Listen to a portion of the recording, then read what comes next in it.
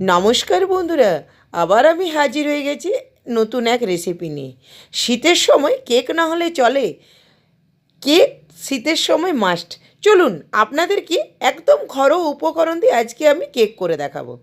দেখুন বন্ধুরা, এখানে দুটো কমলা লেবুর রস আমি বার করে বাটির মধ্যে রেখেছিলাম।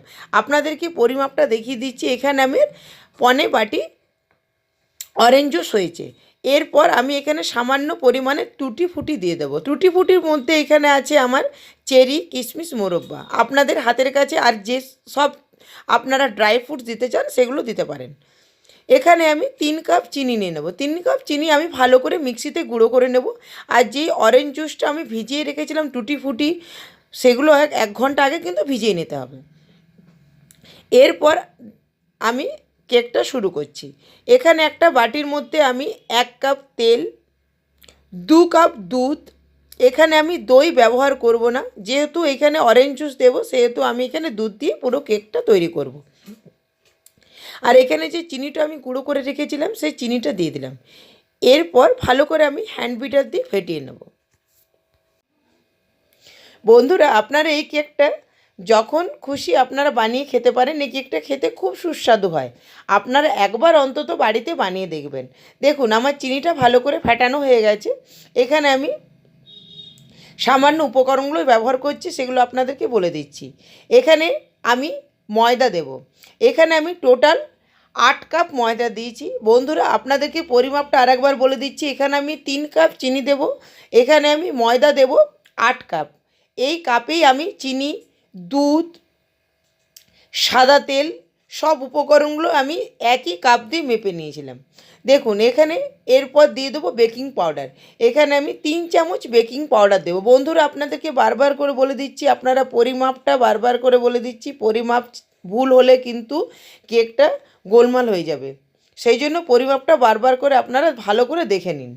দেখুন এরপর আমি এখানে দেব খাবার সোডা। খাবার সোডা দেবো আমি 1/2 চামচের থেকেও একটু কম। সামান্য পরিমাণে কফি কালার দেবো যাতে রঙটা একটু ভালো আসে। আর একটু সামান্য পরিমাণে নুন দেব। এরপর আমি শুকনো উপকরণগুলো ভালো করে চেলে নিচ্ছি। এরপর আমি আবার হ্যান্ড বিটার দিয়ে ভালো করে কেকটা মিশ্রণটা ভালো করে মেখে নেব। দেখুন আমার যখন এই রকম থিকনেসটা হয়ে আসবে, এরপর যে অরেঞ্জ জুসটা আমি ভিজিয়ে রেখেছিলাম ড্রাই ফ্রুটস দিয়ে, সেটা আমি কেকের মধ্যে দিয়ে দেবো। এরপর হালকা হাত দিয়ে ভালো করে আমি কেকটা নেড়ে নেব। দেখুন এভাবে কেকটা হালকা হাত দিয়ে ভালো করে আমি ড্রাই ফ্রুটের সাথে আর অরেঞ্জ জুসের সাথে মিশ্রণটা ভালো করে বানিয়ে নিচ্ছি। দেখুন কেকের থিকনেসটা ঠিক এই রকম হবে। চলুন এরপর আমি এখানে কেকের টিনগুলো রেডি করে নিচ্ছি। এখানে আমি 2টো কেকের টিন নিয়ে নেব। দেখুন এভাবে ভালো করে অয়েল ব্রাশ করে আমি উপর থেকে একটু শুকনো ময়দা ছড়িয়ে আমি পুরো কেকের যে বাটিগুলো তৈরি করে রেখেছি সেই বাটির মধ্যে লাগিয়ে নেব। আপনারা যদি এটা না করতে চান, আপনাদের কাছে যদি বাটার পেপার থাকে বাটার পেপার দিয়েও এই প্রসেসটি করতে পারেন।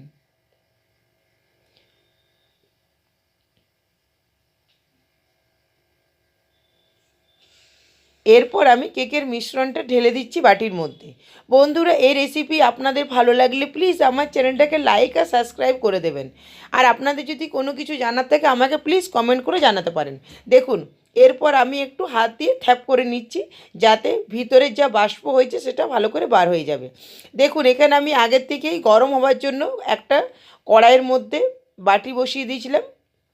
আমি আপনাদেরকে আজকে দুটো প্রসেসে কেকটা করে দেখাবো, একটা কুকারে একটা কড়াইয়ের মধ্যে। দেখুন এরপর একটা কুকারের মধ্যে আমি একই সেম প্রসেস করে রেখেছিলাম।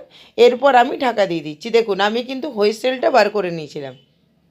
যখন আমার মিনিট 10 হয়ে যাবে এরপর উপর থেকে আমি একটু চেরি ছড়িয়ে দেবো, দেখতে একটু ভালো লাগবে। আপনারা এই প্রসেসটা সাথে করতে পারেন, কিন্তু আমার এই প্রসেসটা খুব ভালো লাগে, আমি সেই জন্য এটা পরে করি। দেখুন এইভাবে উপর থেকে আমি একটু চেরি ছড়িয়ে ঢাকা দিয়ে দিলাম। ঢাকা দিয়ে রেখে দেবো 1 ঘন্টার মতন। চলুন 1 ঘন্টা পর আপনাদেরকে দেখাচ্ছি কেকটা খুলে আমার কত সুন্দর কেকটা বেকিং হয়ে গেছে। দেখুন কেকের গায়ে, কাঠির গায়ে একটু লাগেনি। এভাবে আমি যে কুকারে বানিয়েছিলাম সেটাও আপনাদেরকে খুলে দেখিয়ে দিচ্ছি। রঙটা কত সুন্দর চেঞ্জ হয়ে গেছে কফি কালারের জন্য। আমি এখানে কেকটা ঢাকা দিয়ে রেখে দিয়েছিলাম 10 মিনিটের মতন ঠান্ডা হওয়ার জন্য। দেখুন আপনাদেরকে খুলে দেখাচ্ছি আমার কেকটা কত সুন্দর হয়েছে। এখানে আমি 500 গ্রাম ময়দা দিয়ে 2 কেজি পাউন্ডের কেক তৈরি করে আপনাদেরকে দেখাচ্ছি। দেখুন আপনারা এটা বাড়িতে অবশ্যই একবার হলেও ট্রাই করবেন। এরপর আমি কেকটা আপনাদেরকে দেখিয়ে দিলাম কত সুন্দর কেকটা আমি ছাড়িয়ে নিলাম। আমার বাটির গায়ে একটুও লাগেনি। এভাবে আমি আরেকটা কেকও ছাড়িয়ে নিচ্ছি। দেখুন আজকে আমার মেয়ে কেকটা কেটে আপনাদেরকে দেখাবে। আমার মেয়ে ভালো করে কেকটা কাটতে পারছে না, আপনারা একটু প্লিজ সাহায্য করুন। দেখুন কেকটা কিন্তু খুব সুন্দর হয়েছে, আপনারা দেখে ঘাবড়াবেন না। আমার মেয়ে ঠিক কাটতে পারছে না, ওই জন্য এরকম আপনাদেরকে দেখাচ্ছে। দেখুন কেকটা কত সুন্দর সফট এবং খেতে খুব টেস্টি হয়। আপনারা অবশ্যই বাড়িতে ট্রাই করবেন। বন্ধুরা আজের মতন এই পর্যন্ত, দেখা হবে নতুন কোনো রান্নার এপিসোডে। দমে ফ্রুট ফ্রুট লাগছে। দেখুন